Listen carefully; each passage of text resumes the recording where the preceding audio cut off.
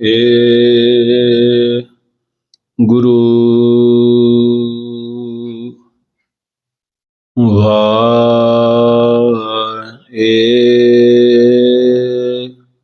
ਗੁਰੂ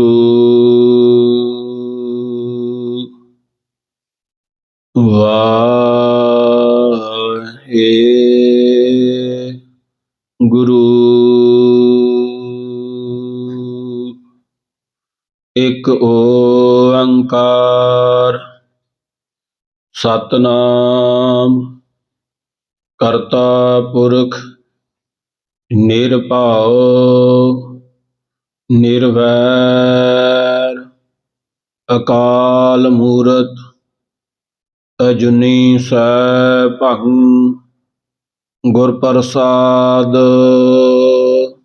ਜਪ ਆਦਿ ਸਚ ਜੁਗਾਦ ਸਚ ਹੈ ਭੀ ਸਚ ਨਾਨਕ ਹੋਸੀ ਭੀ ਸਚ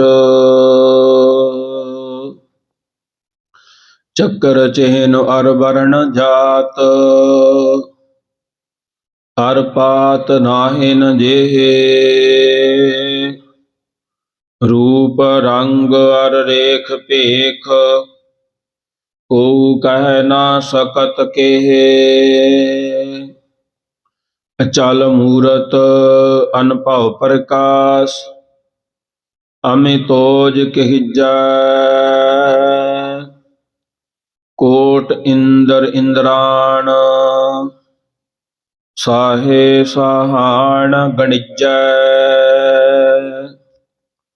ਤਿਰ ਭਵਨ ਮਹੀਪ ਸੁਰ ਨਰ ਅਸੁਰ ਨੇਤ ਨੇਤ ਬਨ ਤਰਣ ਕਹਿਤ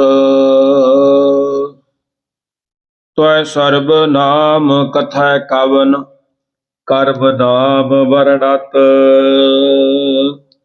ਸੋ ਮਤ ਮੂਕ ਊਚਰੈ ਸ਼ਾਸਤਰ ਖਟ ਪਿੰਗ ਗਿਰਨ ਚੜ ਜਾਏ ਅੰਧ ਲਖੈ ਵਦਰੋ ਸੁਣੈ ਜਾਉ ਕਾਲ ਕਿਰਪਾ ਕਰਾਏ ਕਹਾਂ ਬੁੱਧ ਪ੍ਰਭ ਤੁਸ਼ ਹਮਾਰੀ ਵਰਣ ਸਕੈ ਮਹਿਮਾ ਜੋ ਤਿਹਾਰੀ ਹਮ ਨਾ ਸਕਤ ਕਰ ਸਿਫਤ ਤੁਮਾਰੀ ਆਪ ਲਿਹੋ ਤੁਮ ਕਥਾ ਸੁਧਾਰੀ ਤਾਰਿਆ ਜਹਾਨ ਲਹਿਆ ਅਭਿਮਾਨ ਜਿਨੀ ਦਰਸ਼ਨ ਪਾਇਆ ਜਿਨੀ ਤੁਧਨੋ ਧਨ ਕਹਿਆ ਤਿਨ ਜਮ ਨੇੜ ਨਾ ਆਇਆ ਮੈਂ ਮੂਰਖ ਕੀ ਕੇਤਕ ਬਾਤ ਹੈ ਕੋਟ ਪਰਾਧੀ ਤਰਿਆਰੇ ਗੁਰੂ ਨਾਨਕ ਜਿਨ ਸੁਣਿਆ ਪੇਖਿਆ ਸੇ ਫਿਰ ਗਰਵਾਸ ਨਾ ਪਰਿਆਰੇ ਡੰਡਾਉਤ ਬੰਧਨ ਅਨਕ ਵਾਰ ਸਰਬ ਕਲਾ ਸਮਰੱਥ ਡੋਲਣ ਤੇ ਰਾਖੋ ਪ੍ਰਭੂ ਨਾਨਕ ਦੇ ਕਰ ਹੱਥ ਵਾਹਿਗੁਰੂ ਸਾਹਿਬ ਜੀ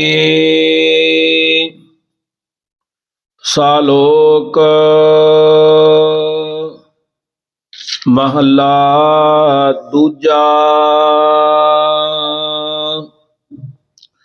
ਮੰਤਰੀ ਹੋਏ ਅਠੂਹਿਆ ਨਾਗੀ ਲੱਗੈ ਜਾਏ ਆਪਣ ਹੱਥੀ ਆਪਣੈ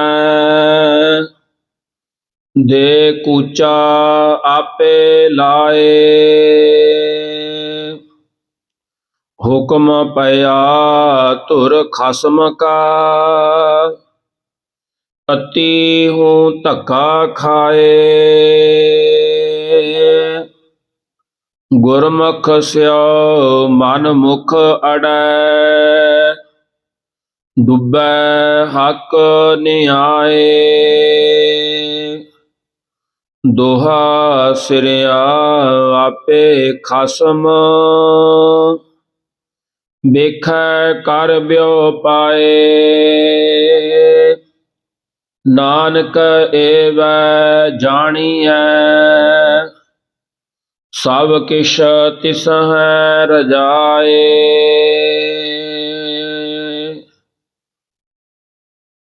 ਮੰਤਰੀ ਹੋਏ ਅਠੂਹਿਆ,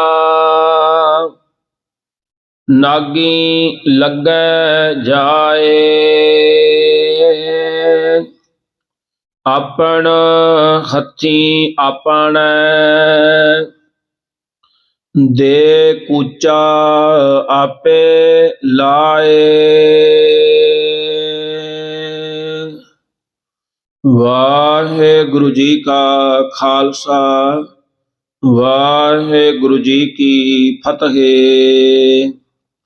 ਸਾਹਿਬੇ ਕਮਾਲ, ਚੌਰ ਛਤਰ ਤਖਤ ਦੇ ਮਾਲਕ, ਸ਼ਬਦ ਅਵਤਾਰ, ਦੁਨੀਆ ਦੇ ਸਾਂਝੇ ਰਹਿਬਰ, ਧੰਨ ਧੰਨ ਸਾਹਿਬ ਸ੍ਰੀ ਗੁਰੂ ਗ੍ਰੰਥ ਸਾਹਿਬ ਜੀ ਦੀ ਹਜ਼ੂਰੀ ਵਿੱਚ ਸਜੀ ਸਰਬੱਤ ਸੰਗਤ ਜੀਓ, ਗੁਰੂ ਫਤਿਹ ਪ੍ਰਵਾਨ ਕਰੋ। ਗੱਜ ਕੇ ਆਖੋ ਜੀ, ਵਾਹਿਗੁਰੂ ਜੀ ਕਾ ਖਾਲਸਾ, ਵਾਹਿਗੁਰੂ ਜੀ ਕੀ ਫਤਿਹ।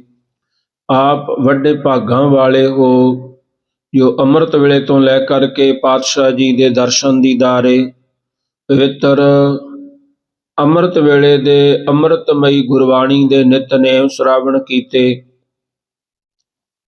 ਗੁਰੂ ਕੇ ਕੀਰਤਨੀਆਂ ਪਾਸੋਂ ਆਸ਼ਾ ਨੂੰ ਪੂਰਨ ਕਰਨ ਵਾਲੀ ਸ੍ਰੀ ਆਸ਼ਾ ਜੀ ਦੀ ਵਾਰ ਦਾ ਕੀਰਤਨ, ਸ਼ਬਦ ਕੀਰਤਨ ਸ਼ਰਾਵਣ ਕੀਤਾ। ਆਪ ਗੁਰੂ ਘਰ ਦੀਆਂ ਸੇਵਾਵਾਂ ਕਰਕੇ ਲਾਹੇ ਪ੍ਰਾਪਤ ਕਰ ਰਹੇ ਹੋ। ਪਾਤਸ਼ਾਹ ਜੀ ਨੇ ਸਮਾਂ ਦੀ ਬਖਸ਼ਿਸ਼ ਕੀਤੀ ਹੈ। ਲੜੀਵਾਰ ਕਥਾ ਦਾ ਸਮਾਂ ਹੋਇਆ। ਆਓ ਆਪਾਂ ਲੜੀਵਾਰ ਕਥਾ ਸ਼ਰਾਵਣ ਕਰੀਏ। ਕਥਾ ਸ਼ਰਾਵਣ ਕਰਨ ਤੋਂ ਪਹਿਲਾਂ ਆਪਣੇ ਮਨ ਬਿਰਤੀਆਂ ਨੂੰ ਕਰੀਏ ਇਕਾਗਰ। ਸਾਰੇ ਰਲ ਕੇ ਬੋਲੀਏ ਜੀ, ਸਤਿਨਾਮ ਸ੍ਰੀ ਵਾਹਿਗੁਰੂ।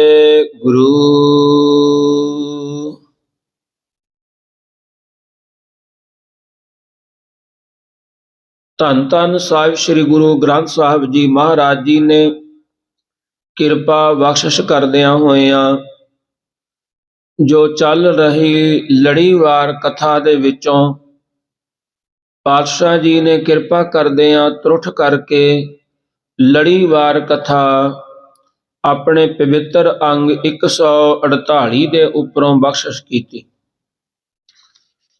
ਸਤਿਗੁਰੂ ਗੁਰੂ ਗ੍ਰੰਥ ਸਾਹਿਬ ਜੀ ਮਹਾਰਾਜ ਜੀ ਨੇ ਆਪਣੇ ਦੂਜੇ ਰਾਗ ਮਾਝ ਵਿੱਚੋਂ, ਮਾਝ ਦੀ ਵਾਰ ਦੇ ਵਿੱਚੋਂ ਪਾਤਸ਼ਾਹ ਜੀ ਅੱਜ 22ਵੇਂ ਸ਼ਲੋਕ ਦੀ ਕਥਾ ਬਖਸ਼ਿਸ਼ ਕਰਦੇ ਹਨ।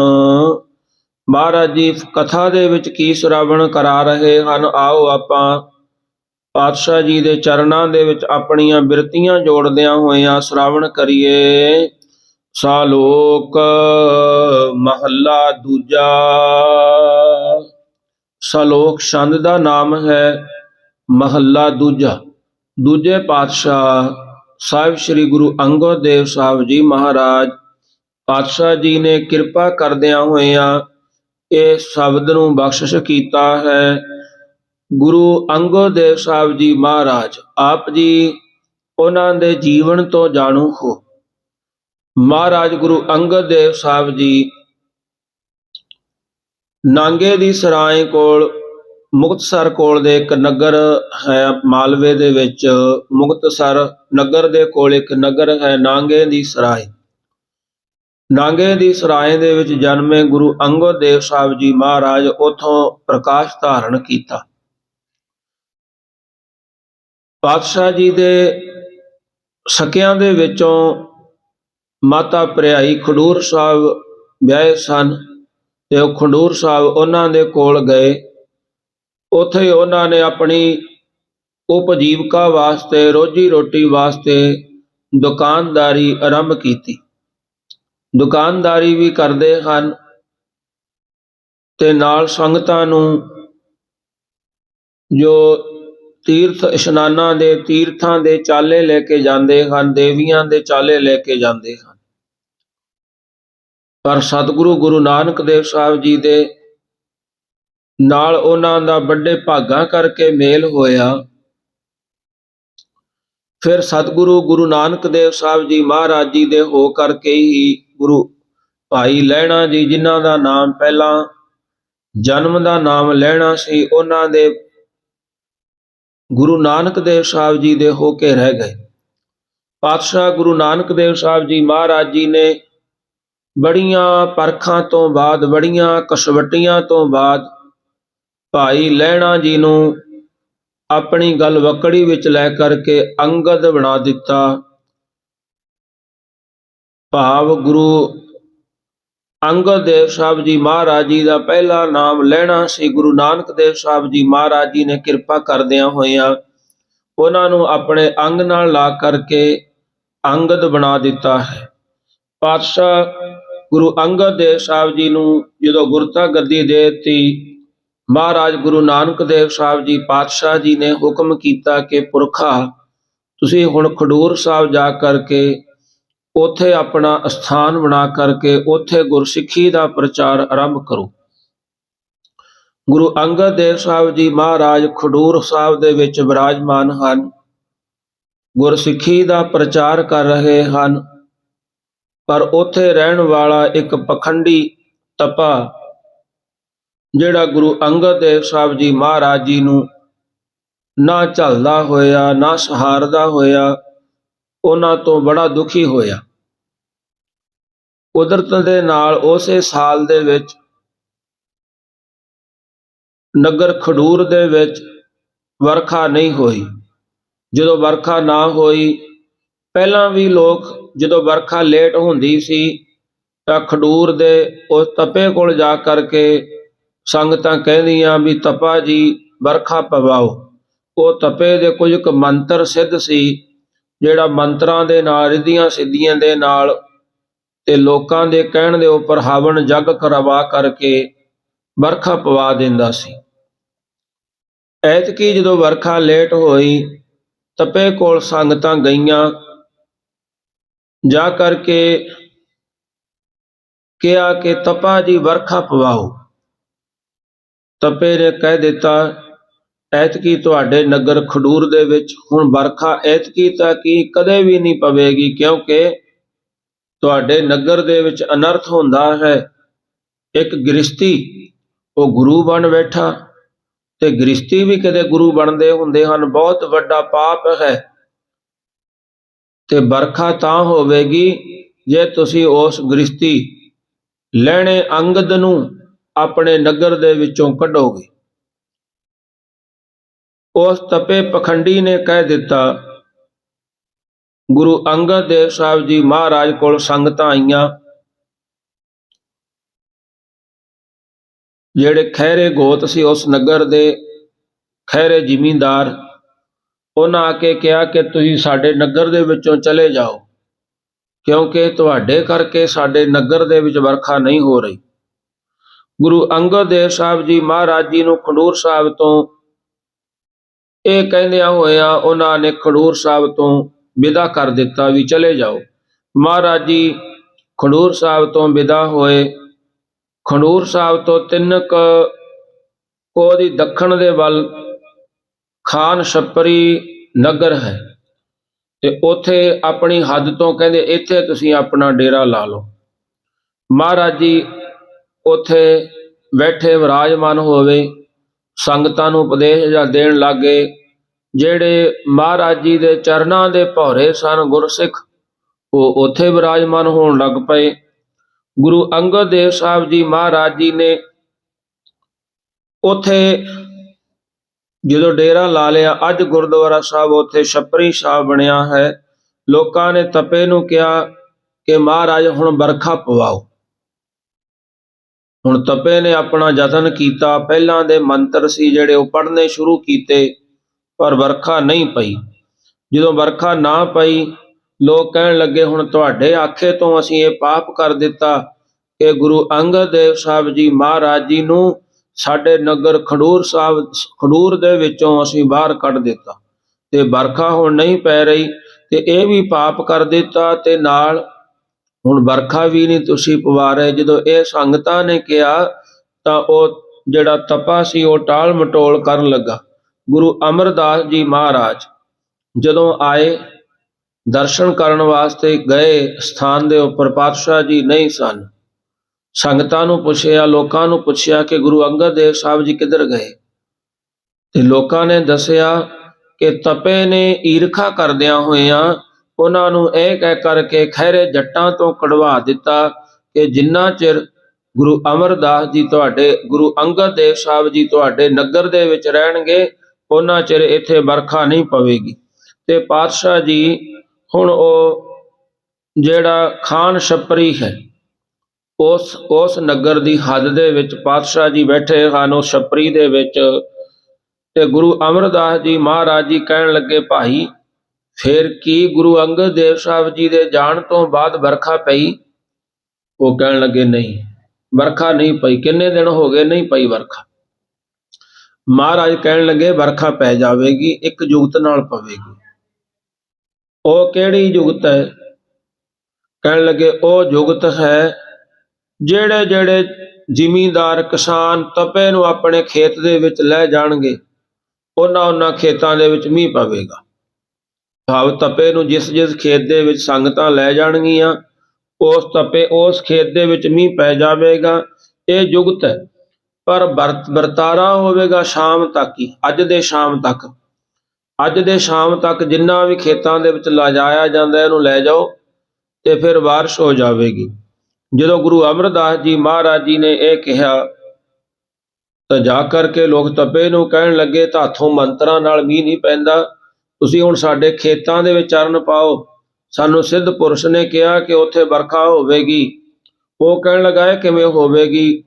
ਜਦੋਂ ਉਹ ਇਸ ਤਰ੍ਹਾਂ ਅੜਬ ਕਰਨ ਲੱਗਿਆ ਤਾਂ ਲੋਕਾਂ ਨੇ ਧੱਕੇ ਨਾਲ ਹੀ ਉਹਨੂੰ ਗੱਦੀ ਤੋਂ ਖਿੱਚਿਆ, ਬਾਹਾਂ ਫੜ ਕੇ ਖੇਤ 'ਚ ਲਗਾਏ, ਤੇ ਜਦੋਂ ਦੇਖਿਆ ਖੇਤ ਦੇ ਵਿੱਚ ਲਗਾਏ, ਕਹਿੰਦੇ ਉਹ ਖੇਤ ਦੇ ਵਿੱਚ ਵਰਖਾ ਹੋ ਗਈ।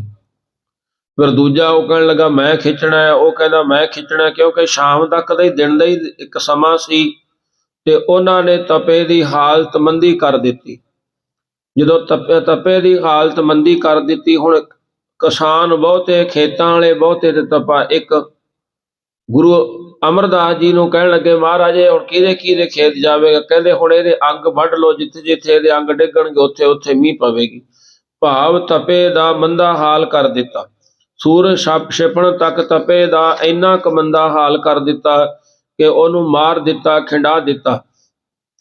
ਤੇ ਫਿਰ ਖਹਿਰਿਆਂ ਨੇ ਗੁਰੂ ਅਮਰਦਾਸ ਜੀ ਨੂੰ ਕਿਹਾ ਕਿ ਇਹ ਸਾਥੋਂ ਅਨਰਥ ਹੋ ਗਿਆ, ਪਾਪ ਹੋ ਗਿਆ ਵੀ ਗੁਰੂ ਅੰਗਦ ਦੇਵ ਸਾਹਿਬ ਜੀ ਨੂੰ ਇੱਥੋਂ ਅਸੀਂ ਕੱਢ ਦਿੱਤਾ। ਪਾਤਸ਼ਾਹ ਜੀ ਕਹਿਣ ਲੱਗੇ, ਬਾਬਾ ਅਮਰਦਾਸ ਜੀ ਕਹਿਣ ਲੱਗੇ ਤੁਸੀਂ ਗੁਰੂ ਅੰਗਦ ਦੇਵ ਸਾਹਿਬ ਜੀ ਦੇ ਚਰਨਾਂ 'ਚ ਫਿਰ ਬੇਨਤੀ ਕਰੋ, ਉਹ ਤੁਹਾਡੇ ਤੇ ਤਰਸ ਖਾ ਕਰਕੇ ਫਿਰ ਤੁਹਾਡੇ ਨਗਰ ਵਿੱਚ ਜਾਣਗੇ। ਖਹਿਰੇ ਫਿਰ ਗਏ, ਮਹਾਰਾਜ ਜੀ ਤੋਂ ਮਾਫੀ ਮੰਗੀ, ਮਾਫੀ ਮੰਗ ਕਰਕੇ ਖਾਨ ਛਪਰੀ ਨਗਰ ਤੋਂ ਖਡੂਰ ਸਾਹਿਬ ਲੈ ਕਰਕੇ ਆਏ। ਪਾਤਸ਼ਾਹ ਜੀ ਨੇ ਪੁੱਛਿਆ ਕਿ ਭਾਈ ਸਾਡੇ ਜਾਣ ਤੋਂ ਬਾਅਦ ਮੀਂਹ ਪੈ ਗਿਆ? ਉਹ ਕਹਿਣ ਲੱਗੇ ਮਹਾਰਾਜ ਤਪੇ ਤੋਂ ਤਾਂ ਨਹੀਂ ਮੀਂਹ ਪਿਆ, ਪਰ ਇੱਕ ਸੇਵਾਦਾਰ ਤੁਹਾਡਾ ਉਹਨੇ ਮੀਂਹ ਪਵਾਤਾ। ਕਿਵੇਂ? ਉਹਨਾਂ ਨੇ ਦੱਸਿਆ ਵੀ ਐਂ ਕਰਿਆ ਉਹਨਾਂ ਨੇ, ਤਪਾ ਤਾਂ ਐਂ ਕਰਦਿਆਂ ਕਰਦੇ ਹੀ ਮੌਤ ਦੇ ਘਾਟ ਉਤਰ ਗਿਆ। ਲੋਕਾਂ ਨੇ ਵੱਢ ਕੇ ਅੰਗ ਉਹਦੇ ਖੇਤਾਂ 'ਚ ਸੁੱਟ ਲਏ ਤੇ ਬਾਰਿਸ਼ ਪੈ ਗਈ। ਤੇ ਮਹਾਰਾਜ ਜੀ ਕਹਿਣ ਲੱਗੇ, ਕਹਿੰਦੇ ਭਾਈ ਅਮਰਦਾਸ ਜੀ ਨੂੰ ਬੁਲਾਓ।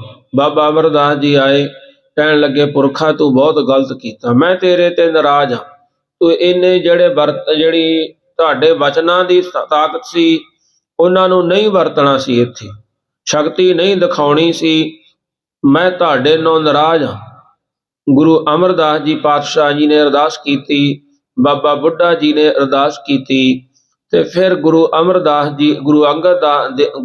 ਦੇਵ ਸਾਹਿਬ ਜੀ ਮਹਾਰਾਜ ਜੀ ਨੇ ਬਾਬਾ ਅਮਰਦਾਸ ਜੀ ਨੂੰ ਕਿਹਾ ਕਿ ਇਸ ਤੋਂ ਬਾਅਦ ਕੋਈ ਵੀ ਸ਼ਕਤੀ ਨਹੀਂ ਦਿਖਾਉਣੀ, ਬਚਨ ਕੀਤਾ।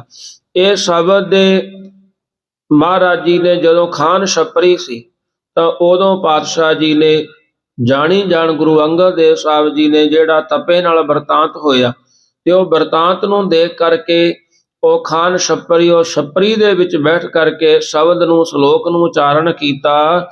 ਮਹਾਰਾਜ ਜੀ ਫੁਰਮਾਨ ਕਰਦੇ ਹਨ, ਮੰਤਰੀ ਹੋਏ ਅਠੂਹਿਆਂ, ਨਾਗੀ ਲੱਗੈ ਜਾਏ। ਮਹਾਰਾਜ ਜੀ ਕਹਿੰਦੇ ਜਿਹੜਾ ਕੋਈ 4 ਮੰਤਰ ਸਿੱਖ ਲਵੇ ਨਾ, 4 ਮੰਤਰ ਠੂਹਿਆਂ ਦੇ ਸਿੱਖ ਲਵੇ, ਉਹ ਠੂਹਿਆਂ ਦੇ ਮੰਤਰਾਂ ਨੂੰ ਸਿੱਖ ਕਰਕੇ ਠੂਹਿਆਂ ਨੂੰ ਕਾਬੂ ਕਰਨ ਲੱਗ ਜਾਵੇ। ਮਹਾਰਾਜ ਜੀ ਕਹਿੰਦੇ ਮੰਤਰ ਤਾਂ ਉਹਨੇ ਠੂਹਿਆਂ ਦੇ ਸਿੱਖੇ ਨੇ, ਪਰ ਉਹ ਫਿਰ ਇਸ ਗੱਲ ਦਾ ਪ੍ਰਤੀਕ ਬਣ ਜਾਵੇ। ਲੋਕ ਕਹਿਣ ਲੱਗ ਜਾਂਦੇ ਨੇ ਵੀ ਜ਼ਹਿਰ ਹੀ ਸੱਪ 'ਚ ਹੁੰਦੀ ਹੈ ਤੇ ਜ਼ਹਿਰ ਹੀ ਠੂਹੇ 'ਚ ਹੁੰਦੀ ਆ, ਤੇ ਤੁਸੀਂ ਫਿਰ ਇਹ ਮੰਤਰ ਦੇ ਨਾਲ ਸੱਪ ਨੂੰ ਵੀ ਕਾਬੂ ਕਰ ਸਕਦੇ ਹੋ। ਭਾਵ ਜਿੱਥੇ ਇੱਕ ਛੋਟੀ ਚੀਜ਼ ਨੂੰ ਤੁਸੀਂ ਕਾਬੂ, ਉੱਥੇ ਵੱਡੀ ਨੂੰ ਵੀ ਇਸ ਮੰਤਰਾਂ ਨਾਲ ਕਾਬੂ ਕਰ ਸਕਦੇ ਹੋ। ਮਹਾਰਾਜ ਜੀ ਕਹਿੰਦੇ ਨਾਗੀ ਲੱਗੈ ਜਾਏ, ਫਿਰ ਉਹੀ ਮੰਤਰ ਪੜ੍ਹ ਕੇ ਵੱਡੇ ਨਾਗਾਂ ਨੂੰ ਆਪਣੇ ਕਬਜ਼ੇ ਦੇ ਵਿੱਚ, ਆਪਣੇ ਪਕੜਨ ਵਾਸਤੇ ਉਹ ਮੰਤਰ ਪੜ੍ਹਦਾ ਹੈ। ਮਹਾਰਾਜ ਜੀ ਫਰਮਾਨ ਕਰਦੇ ਹਨ, ਆਪਣ ਹੱਥੀ ਆਪਣੇ ਦੇ ਕੂਚਾ ਆਪੇ ਲਾਏ। ਫਿਰ ਜਿਹੜਾ ਉਹ ਮੰਤਰੀ ਹੈ, ਜਿਹੜਾ ਮੰਤਰ ਪੜ੍ਹਦਾ, ਮਹਾਰਾਜ ਜੀ ਕਹਿੰਦੇ ਉਹ ਆਪਣੇ ਹੱਥ ਦੇ ਵਿੱਚ ਆਪ ਹੀ ਕੂਚਾ, ਅੱਗ ਦਾ ਕੂਚਾ ਲੈ ਕਰਕੇ ਉਹ ਆਪਣੇ ਘਰ ਨੂੰ ਆਪ ਹੀ ਸਾੜਨ ਲੱਗ ਜਾਂਦਾ। ਭਾਵ ਜਦੋਂ ਮੰਤਰ ਸੱਪਾਂ ਤੇ ਨਹੀਂ ਚੱਲਦਾ ਤੇ ਸੱਪ ਉਹਨੂੰ ਡੰਗ ਮਾਰਦੇ ਨੇ ਤੇ ਉਹਦੀ ਮੌਤ ਹੋ ਜਾਂਦੀ ਹੈ। ਮਹਾਰਾਜ ਗੁਰੂ ਅੰਗਦ ਦੇਵ ਸਾਹਿਬ ਜੀ ਕਹਿੰਦੇ ਇਹ ਹੀ ਤਪੇ ਨਾਲ ਬਣਿਆ। ਤਪੇ ਨਾਲ ਜਿਹੜਾ ਮੰਤਰ ਸੀ ਉਹ ਠੂਹਿਆਂ ਦੇ ਸਿੱਖੇ, ਉਹ ਛੋਟੀਆਂ ਛੋਟੀਆਂ ਗੱਲਾਂ ਕਰਕੇ ਨਗਰ ਦੇ ਲੋਕਾਂ ਦੇ ਵਿੱਚ ਮਸ਼ਹੂਰ ਹੋਇਆ। ਮੀਂਹ ਪਵਾ ਦਿੱਤਾ, ਕਿਸੇ ਨੂੰ ਵਚਨ ਕਰ ਦਿੱਤਾ, ਕਿਸੇ ਨੂੰ ਕਿਵੇਂ ਕਰ ਦਿੱਤਾ, ਇਸ ਤਰ੍ਹਾਂ। ਪਰ ਹੁਣ ਉਹਨੇ ਜਿਹੜੇ ਆਪਣੇ ਵੱਡੇ ਸੱਪ ਨਾਲ, ਭਾਵ ਵੱਡੇ ਐਸੇ ਕੁੰਡਲੀਏ ਸੱਪ ਦੇ ਨਾਲ ਉਹਨੇ ਪੰਗਾ ਲਿਆ। ਮਹਾਰਾਜ ਜੀ ਕਹਿੰਦੇ ਉਹ ਆਪਣੇ ਹਾਥੀ ਆਪ ਹੀ ਕੂਚਾ ਲਾ ਕਰਕੇ, ਭਾਵ ਤਪਾ ਪਹਿਲਾਂ ਚੰਗੀ ਸੇਵਾ ਕਰਾਉਂਦਾ ਸੀ, ਚੰਗੀ ਲੋਕ ਉਹਨੂੰ ਦੁੱਧ ਘਿਓ ਆਦਿ ਕੈਸੀਆਂ ਰਸਤਾਂ ਬਸਤਾਂ ਉਹਦੇ ਡੇਰੇ 'ਚ ਦਿੰਦੇ ਸਨ, ਪਰ ਉਹਨੇ ਹੁਣ ਇਹ ਅੜ ਕਰਕੇ, ਮਹਾਰਾਜ ਜੀ ਫਰਮਾਨ ਕਰਦੇ ਹਨ, ਆਪਣੇ ਹੱਥੀਂ ਆਪ ਹੀ ਉਸ ਤਪੇ ਨੇ ਕੂਚਾ ਲਾ ਲਿਆ ਹੈ। ਭਾਵ ਉਸ ਦੇ ਵਿੱਚ ਆਪ ਹੀ ਸੜ ਗਿਆ ਹੈ। ਹੁਕਮ ਭਇਆ ਤੁਰ ਖਸਮ ਕਾ, ਅਤੀ ਹੂੰ ਧੱਕਾ ਖਾਏ। ਮਹਾਰਾਜ ਜੀ ਕਹਿੰਦੇ ਖਸਮ ਉਸ ਪਰਮਾਤਮਾ ਵਾਹਿਗੁਰੂ ਦਾ ਹੁਕਮ ਹੋਇਆ। ਜਦੋਂ ਹੁਕਮ ਹੋਇਆ, ਜਿੰਨਾ ਚਿਰ ਤਪੇ ਨੇ ਲੋਕਾਂ ਦੇ ਨਾਲ ਵਧੀਕੀਆਂ ਕੀਤੀਆਂ, ਕਿਸੇ ਨੂੰ ਪੁੰਨ ਕਿਸੇ ਨੂੰ ਪਾਪ, ਸ਼ਰਾਫ ਦੇ ਕਰਕੇ ਇਹ ਕਰਦਾ ਰਿਹਾ, ਪਰ ਉਹਦਾ ਹੁਣ ਇਹ ਹੁਕਮ ਹੋਇਆ ਵੀ ਤਪੇ ਜਿੰਨਾ ਤੂੰ ਕਰ ਲਿਆ ਉਹਨਾਂ ਤੇਰਾ ਇਹ ਮਨਜ਼ੂਰ ਸੀ, ਪਰ ਹੁਣ ਤੇਰਾ ਨਹੀਂ ਚੱਲਦਾ। ਇਸ ਕਰਕੇ ਮਹਾਰਾਜ ਜੀ ਫਰਮਾਨ ਕਰਦੇ ਹਨ, ਇਸ ਜਿਹੇ ਲੋਕਾਂ ਨੂੰ ਨਰਕਾਂ ਦੇ ਵਿੱਚ ਧੱਕੇ ਪੈਂਦੇ ਨੇ, ਜਿਹੜੇ ਆਪਣੇ ਮੁਨਾਫੇ ਵਾਸਤੇ, ਆਪਣੇ ਚੰਗੇ ਹੋਣ ਵਾਸਤੇ ਦੂਜਿਆਂ ਦਾ ਮੰਦਾ ਕਰ ਦਿੰਦੇ ਨੇ, ਮਾੜਾ ਕਰ ਦਿੰਦੇ ਨੇ। ਅਤਿਅੰਤ ਮਹਾਰਾਜ ਜੀ ਕਹਿੰਦੇ ਉਹ ਬੇਗੈਰਤ ਅਤਿਅੰਤ ਉਹਨੂੰ ਧੱਕੇ ਪੈਂਦੇ ਹਨ। ਗੁਰਮੁਖ ਸਿਉ ਮਨ ਮੁਖ ਅੜੈ, ਡੁੱਬੈ ਹੱਕ ਨਿਆਏ। ਮਹਾਰਾਜ ਜੀ ਕਹਿੰਦੇ ਜਿਹੜੇ ਗੁਰਮੁਖ ਹੁੰਦੇ ਹਨ, ਉਹਨਾਂ ਗੁਰਮੁਖਾਂ ਦੇ ਨਾਲ ਜੇਕਰ ਕੋਈ ਮਨਮੁਖ ਅੜ ਜਾਂਦਾ ਹੈ, ਫਿਰ ਪਾਤਸ਼ਾਹ ਜੀ ਫਰਮਾਨ ਕਰਦੇ ਹਨ, ਡੁੱਬੈ ਹੱਕ ਨਿਆਏ। ਉਹ ਸਮੁੰਦਰ ਦੇ ਵਿੱਚ, ਨਰਕਾਂ ਰੂਪੀ ਸਮੁੰਦਰ ਦੇ ਵਿੱਚ ਆਪਣੇ ਹੱਕਾਂ ਨੂੰ ਮਾਰ ਕਰਕੇ, ਸੱਚ ਹੱਕ ਸੱਚ ਦੇ ਨਿਆਂ ਦੇ ਵਿੱਚ ਆ ਕਰਕੇ ਡੁੱਬ ਜਾਂਦੇ। ਕਿਉਂਕਿ ਗੁਰਮੁਖ ਜਨ ਹੁੰਦੇ ਨੇ, ਉਹ ਰੱਬ ਦੀ ਬੰਦਗੀ ਦੇ ਵਿੱਚ ਰਹਿੰਦੇ ਨੇ, ਪਰਮਾਤਮਾ ਦੇ ਹੁਕਮ ਦੇ ਵਿੱਚ ਚੱਲਦੇ ਨੇ। ਜਿਹੜੇ ਮਨਮੁਖ ਲੋਕ ਹੁੰਦੇ ਹਨ, ਉਹਨਾਂ ਦਾ ਇਹ ਹੁੰਦਾ ਵੀ ਅਸੀਂ ਧੱਕੇ ਨਾਲ ਕਰ ਦੇਣਾ, ਪੈਸੇ ਦੇ ਜ਼ੋਰ ਤੇ, ਤਾਕਤ ਦੇ ਜ਼ੋਰ ਤੇ ਕਾਜ ਕਰਨੇ ਨੇ। ਪਾਤਸ਼ਾਹ ਜੀ ਫਰਮਾਨ ਕਰਦੇ ਹਨ, ਉਹ ਮਨਮੁਖ ਨੇ ਜਿਹੜੇ ਅੜ ਜਾਂਦੇ ਨੇ, ਉਹ ਆਪਣੇ ਹੱਕਾਂ ਨੂੰ ਮਾਰ ਕਰਕੇ, ਹੱਕ ਦੀ ਕਮਾਈ ਦੇ ਕਾਰਨ ਉਹ ਨਿਆਂ ਹੋ ਜਾਂਦਾ, ਉਹ ਡੁੱਬ ਜਾਂਦੇ ਹਨ। ਦੋਹਾਂ ਸਿਰਿਆਂ ਆਪੇ ਖਸਮ, ਵੇਖੈ ਕਰ ਬਿਓ ਪਾਏ।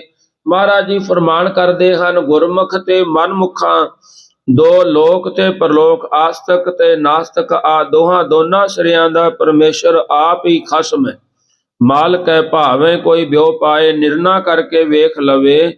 ਮਹਾਰਾਜ ਜੀ ਕਹਿੰਦੇ ਸਾਰੇ ਜੀਵਾਂ ਦੇ ਕਰਮਾਂ ਦਾ ਨਿਰਣਾ ਪ੍ਰਮਾਤਮਾ ਆਪ ਕਰਕੇ ਵੇਖਦਾ ਹੈ, ਕਿਉਂਕਿ ਉਹ ਦੋਹਾਂ ਸਿਰਿਆਂ ਦਾ, ਚੰਗੇ ਤੇ ਮੰਦੇ ਦਾ,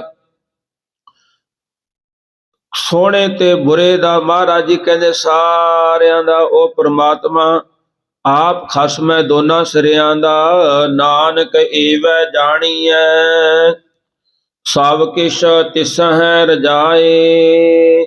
ਮਹਾਰਾਜ ਜੀ ਫਰਮਾਨ ਕਰਦੇ ਹਨ, ਗੁਰੂ ਅੰਗਦ ਦੇਵ ਸਾਹਿਬ ਜੀ ਕਹਿੰਦੇ, हे ਭਾਈ, ਇਸ ਪ੍ਰਕਾਰ ਜਾਣਨਾ ਕਰੀਏ ਕਿ ਸਭ ਕੁਝ ਤਿਸਹਿ ਰਜਾਏ, ਸਾਰਾ ਕੁਝ ਉਹਦੀ ਆਗਿਆ ਦੇ ਵਿੱਚ ਹੁੰਦਾ। ਭਾਵ ਜੇ ਤਪੇ ਨੇ ਕਿਹਾ ਕਿ ਗੁਰੂ ਅੰਗਦ ਦੇਵ ਸਾਹਿਬ ਜੀ ਨੂੰ ਇੱਥੋਂ ਭੇਜੋ, ਬਾਰਿਸ਼ ਫੇਰ ਪਵੇਗੀ, ਤੇ ਉਹ ਵੀ ਹੁਕਮ ਦੇ ਵਿੱਚ ਸੀ। ਜੇ ਹੁਕਮ ਨਾ ਵਰਤਦਾ, ਫਿਰ ਤਪੇ ਦਾ ਜਿਹੜਾ ਮੁਲੰਮਾ ਪਾਜ ਸੀ ਉਹ ਕਿਵੇਂ ਉਗੜਦਾ, ਕਿਵੇਂ ਸੰਗਤਾਂ ਨੂੰ ਪਤਾ ਲੱਗਦਾ, ਕਿਵੇਂ ਲੋਕਾਂ ਨੂੰ ਪਤਾ ਲੱਗਦਾ ਵੀ ਇਹ ਤਾਂ ਤਪਾ ਤਾਂ ਇੱਕ ਫਰੇਬੀ ਹੈ, ਪਖੰਡੀ ਹੈ।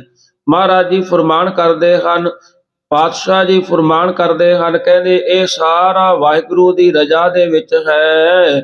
ਮਹੱਲਾ ਦੂਜਾ। ਗੁਰੂ ਅੰਗਦ ਦੇਵ ਸਾਹਿਬ ਜੀ ਮਹਾਰਾਜ ਜੀ ਨੇ ਇਹ ਪਹਿਲਾ ਜਿਹੜਾ ਮਹੱਲਾ ਸੀ, ਇਹ ਖਾਨ ਛਪਰੀ ਨਗਰ ਦੇ ਵਿੱਚ ਜਦੋਂ ਤਪੇ ਨਾਲ ਇਹ ਹਾਲ ਹੋ ਰਿਹਾ ਸੀ, ਉਦੋਂ ਸੰਗਤਾਂ ਨੂੰ ਉਪਦੇਸ਼ ਦੇ ਕਰਕੇ ਇਹ ਉਚਾਰਨ ਕੀਤਾ। ਦੂਸਰਾ ਜਿਹੜਾ ਮਹੱਲਾ ਹੈ, ਪਾਤਸ਼ਾਹ ਗੁਰੂ ਨਾਨਕ ਦੇਵ ਸਾਹਿਬ ਜੀ ਮਹਾਰਾਜ ਜੀ ਨੇ ਖਡੂਰ ਸਾਹਿਬ ਵਿਖੇ ਆ ਕਰਕੇ ਜਦੋਂ ਸੰਗਤਾਂ, ਖਡੂਰ ਦੀਆਂ ਸੰਗਤਾਂ ਨੇ ਮਹਾਰਾਜ ਜੀ ਨੂੰ ਬੇਨਤੀ ਕਰਦਿਆਂ ਦੁਆਰੇ ਖਡੂਰ ਸਾਹਿਬ ਲੈ ਕੇ ਆਂਦਾ, ਭੱਟ ਸਾਹਿਬ ਜੀ ਫਰਮਾਨ ਕਰਦੇ ਹਨ, ਭਾਈ ਸੱਤਾ ਤੇ ਵਲਵੰਡਾ ਜੀ ਫਰਮਾਨ ਕਰਦੇ ਹਨ, ਫੇਰ ਬਸਾਇਆ ਫੇਰ ਆਣ, ਸਤਿਗੁਰ ਖਾਡੂਰ। ਭਾਵ ਗੁਰੂ ਅੰਗਦ ਦੇਵ ਸਾਹਿਬ ਜੀ ਮਹਾਰਾਜ ਜੀ ਨੂੰ ਜਦੋਂ ਖਡੂਰ ਦੇ ਖਹਿਰੇ ਜੱਟਾਂ ਨੇ ਤਪੇ ਦੇ ਕਹਿਣ ਦੇ ਉੱਪਰੋਂ ਉੱਥੋਂ ਭੇਜ ਦਿੱਤਾ, ਵਿਦਾ ਕਰ ਦਿੱਤਾ ਸੀ, ਫਿਰ ਪਾਤਸ਼ਾਹ ਜੀ ਨੂੰ ਆਪਣੀ ਗਲਤੀ ਦਾ ਅਹਿਸਾਸ ਕਰਦਿਆਂ ਹੋਇਆਂ ਮਾਫੀਆਂ ਮੰਗ ਕਰਕੇ ਮਹਾਰਾਜ ਨੂੰ ਲੈ ਕੇ ਆਏ। ਫਿਰ ਪਾਤਸ਼ਾਹ ਜੀ ਨੇ ਉਸ ਖਡੂਰ, ਜਿਹੜਾ ਖਡੂਰ ਮਹਾਰਾਜ ਜੀ ਦੇ ਜਾਣ ਤੋਂ ਬਿਨਾਂ ਇੱਕ ਉਜੜਨ ਦੀ ਨਿਆਈ ਹੋ ਗਿਆ ਸੀ, ਫਿਰ ਸਤਿਗੁਰੂ ਜੀ ਨੇ ਆ ਕਰਕੇ ਉਸ ਨੂੰ ਖੁਸ਼ੀਆਂ ਖੇੜੇ ਬਖਸ਼ਣ ਕੀਤੇ ਹਨ। ਮਹਾਰਾਜ ਗੁਰੂ ਅੰਗਦ ਦੇਵ ਸਾਹਿਬ ਜੀ ਪਾਤਸ਼ਾਹ ਜੀ ਨੂੰ ਜਦੋਂ ਸਿੱਖਾਂ ਨੇ ਸਵਾਲ ਕੀਤਾ, ਮਹਾਰਾਜ ਜੀ ਸਤਿਗੁਰੂ ਜੀ ਚੰਗਾ ਪਾਰਖੂ ਕੌਣ ਹੁੰਦਾ ਹੈ, ਤਾਂ ਸਤਿਗੁਰਾਂ ਨੇ ਇਹ ਸ਼ਬਦ ਉਚਾਰਨ ਕੀਤਾ। ਮਹੱਲਾ ਦੂਜਾ। ਦੂਜੇ ਪਾਤਸ਼ਾਹ ਜੀ ਫਰਮਾਨ ਕਰਦੇ ਹਨ, ਨਾਨਕ ਪਰਖੇ ਆਪ ਕਉ ਤਾ ਪਾਰਖ ਜਾਣ। ਮਹਾਰਾਜ ਜੀ ਫਰਮਾਨ ਕਰਦੇ ਹਨ, ਕਹਿੰਦੇ ਭਾਈ ਅਸਲ ਵਿੱਚ ਉਹ ਹੁੰਦਾ ਹੈ ਦੂਜਿਆਂ ਦੀ ਪਰਖ ਕਰਨ ਵਾਲਾ, ਜਿਹੜਾ ਖੁਦ ਦੀ ਪਰਖ ਕਰ ਲਵੇ, ਉਹ ਪਾਤਸ਼ਾਹ ਜੀ ਕਹਿੰਦੇ ਉਹ ਪਾਰਖੂ ਹੁੰਦਾ ਹੈ। ਦੂਜਿਆਂ ਦੀ ਪਰਖ ਤਾਂ ਆਪਾਂ ਸਾਰੇ ਹੀ ਕਰਦੇ ਹਾਂ, ਦੇਖ ਕੇ ਕਿਸੇ ਤੇ ਜੱਜਮੈਂਟ ਕਰਦੇ ਹਾਂ, ਜੱਜ ਬਣ ਜਾਂਦੇ ਹਾਂ ਵੀ ਇਹ ਚੰਗਾ, ਇਹ ਮਾੜਾ, ਇਹ ਕਰਦਾ। ਮਹਾਰਾਜ ਜੀ ਜਿਹੜਾ ਖੁਦ ਨੂੰ ਦੇਖੇ, ਆਪਣੇ ਅੰਦਰ ਦੀਆਂ ਝਾਤੀਆਂ ਮਾਰੇ, ਮਨਾ ਤੂੰ ਕਹੇ ਜਾ ਹੈ, ਕੀ ਚੰਗਾ ਹੈ। ਜਿਵੇਂ ਗੁਰੂ ਤੀਜੇ ਪਾਤਸ਼ਾਹ ਜੀ ਨੇ ਸ੍ਰੀ ਆਨੰਦ ਸਾਹਿਬ ਜੀ ਦੇ ਵਿੱਚ ਫਰਮਾਨ ਕੀਤਾ ਹੈ, ਇਹ ਸਰੀਰਾ ਮੇਰਿਆ ਜਗ ਮੈਂ ਆਏ ਕਹਿ, ਕਿਆ ਤੁਧ ਕਰਮ ਕਮਾਇਆ, ਕਿ ਕਰਮ ਕਮਾਇਆ ਤੁਧ ਸਰੀਰਾ, ਜਾ ਤੂੰ ਜਗ ਮੈਂ ਆਇਆ, ਜਿਨ ਹਰ ਤੇਰਾ ਰਚਨ ਰਚਿਆ, ਸੋ ਹਰ ਮਨ ਨਾ ਵਸਾਇਆ। ਮਹਾਰਾਜ ਜੀ ਕਹਿੰਦੇ ਸਰੀਰ ਨੂੰ ਪੁੱਛੇ ਵੀ ਤੂੰ ਇਸ ਜੱਗ ਦੇ ਵਿੱਚ ਜਦੋਂ ਦਾ ਆਇਆ, ਤੂੰ ਕੀ ਕੀ ਕਰਮ ਕਰੇ ਨੇ, ਕੋਈ ਚੰਗੇ ਵੀ ਕਰੇ ਨੇ ਜਾਂ ਸਾਰੇ ਮਾੜੇ ਹੀ ਹੋ ਗਏ। ਪਾਤਸ਼ਾਹ ਜੀ ਫਰਮਾਨ ਕਰਦੇ ਹਨ, ਨਾਨਕ ਪਰਖੇ ਆਪ ਕਉ, ਜਿਹੜਾ ਖੁਦ ਨੂੰ ਪਰਖ ਲਵੇ ਉਹ ਪਾਰਖੂ ਹੈ, ਤੇ ਦੂਸਰਿਆਂ ਨੂੰ ਪਰਖਣ ਵਾਲਾ ਪਾਰਖੂ ਨਹੀਂ ਹੋ ਸਕਦਾ। ਇਹ ਗੁਰੂ ਨਾਨਕ ਦੇਵ ਸਾਹਿਬ ਜੀ ਮਹਾਰਾਜ ਜੀ ਦੀ ਸਾਖੀ ਹੈ ਪਟਨਾ ਸਾਹਿਬ ਦੀ। ਜਦੋਂ ਗੁਰੂ ਨਾਨਕ ਦੇਵ ਸਾਹਿਬ ਜੀ ਮਹਾਰਾਜ ਆਪਣੇ ਸੰਗੀ ਵਾਲੇ ਤੇ ਮਰਦਾਨੇ ਦੇ ਸਮੇਤ ਪਟਨਾ ਸਾਹਿਬ ਦੀ ਧਰਤੀ ਤੇ ਗਏ, ਉੱਥੇ ਮਰਦਾਨਾ ਜੀ ਕਹਿਣ ਲੱਗੇ, ਮਹਾਰਾਜ ਬੜੀ ਭੁੱਖ ਲੱਗੀ ਹੈ, ਕੋਈ ਛਕਣ ਨੂੰ ਨਹੀਂ ਮਿਲ ਜਾਂਦਾ। ਪਾਤਸ਼ਾਹ ਜੀ ਨੇ ਚੱਕ ਕਰਕੇ ਇੱਕ ਵੱਟੀ ਦੇ ਦਿੱਤੀ ਕਿ ਇਹਨੂੰ ਲੈ ਜਾ, ਉੱਥੇ ਵੇਚ ਕਰਕੇ ਇਹਦਾ ਸਿੱਧਾ ਆਵੇਗਾ, ਉਹ ਲੈ ਕਰਕੇ ਉਹਦੇ ਨਾਲ ਛਕ ਛਕਾਈ ਆਪਣੇ ਪੇਟ ਦੀ ਪੂਰਤੀ ਕਰੀ। ਮਰਦਾਨਾ ਜੀ ਉਸ ਵੱਟੀ ਨੂੰ ਲੈ ਕੇ ਗਏ, ਸ਼ਹਿਰ ਚ ਘੁੰਮੇ, ਇੱਕ ਦੋ ਗੇੜੇ ਲਾਏ, ਮਹਾਰਾਜ ਨੂੰ ਕਹਿ ਦਿਆ ਕਰਨ, ਪਾਤਸ਼ਾਹ ਇਹਨੂੰ ਨਹੀਂ ਕੋਈ ਲੈਂਦਾ। ਮਹਾਰਾਜ ਕਹਿਣ ਲੱਗੇ ਇਹਨੂੰ ਕੋਈ ਪਾਰਖੂ ਲਵੇਗਾ ਫਿਰ ਜਾ। ਮੈਂ ਇਸ ਨੂੰ ਸੰਖੇਪ ਦੇ ਵਿੱਚ ਲੈ ਕਰਕੇ ਕਥਾ ਨੂੰ ਪਾਤਸ਼ਾਹ ਗੁਰੂ ਨਾਨਕ ਦੇਵ ਸਾਹਿਬ ਜੀ ਦਾ ਬਚਨ ਮੰਨ ਕੇ ਫਿਰ ਮਰਦਾਨਾ ਜੀ ਗਏ ਤੇ ਉੱਥੇ ਇੱਕ ਸਾਲਸਰਾਏ ਜੌਹਰੀ, ਜਿਹੜਾ ਪਟਨਾ ਸਾਹਿਬ ਸੱਚਖੰਡ ਸ੍ਰੀ ਪਟਨਾ ਸਾਹਿਬ ਹਰਿਮੰਦਰ ਸਾਹਿਬ ਵਾਲੀ ਜਗ੍ਹਾ ਹੈ, ਉਹ ਸਾਲਸਰਾਏ ਜੌਹਰੀ ਦਾ ਘਰ ਹੈ। ਤੇ ਉਹ ਜਦੋਂ ਉਹਦੀ ਦੁਕਾਨ ਤੇ ਗਏ, ਉਹਨੇ ਦੇਖਿਆ ਕਿ ਇਹ ਤਾਂ ਇੱਕ ਲਾਲ ਕੀਮਤੀ ਲਾਲ ਹੈ। ਉਹਨਾਂ ਨੇ ਉਹਦੀ ਪਰਖ ਕਰਨ ਤੋਂ ਬਾਅਦ ਮਰਦਾਨਾ ਜੀ ਨੂੰ ਮੋਹਰਾਂ ਦੇ ਕਰਕੇ, ਮੋਤੀ ਦੇ ਕਰਕੇ ਕਹਿਤਾ ਇਹ ਵੀ ਲੈ ਜਾ ਤੇ ਆ ਵੀ ਲੈ ਜਾ। ਗੁਰੂ ਨਾਨਕ ਦੇਵ ਸਾਹਿਬ ਜੀ ਦੇ ਚਰਨਾਂ 'ਚ ਗਿਆ ਕਿ ਬਾਬਾ ਮੈਂ ਤਾਂ ਤੈਨੂੰ ਐਵੇਂ ਸਮਝਦਾ ਸੀ ਵੀ ਕੱਲਾ ਗੁਰਬਾਣੀਓ ਗਾਉਂਦਾ, ਤੇ ਤੇਰੇ ਕੋਲੇ ਤਾਂ ਹੋਰ ਬੜੇ ਭੰਡਾਰੇ ਨੇ।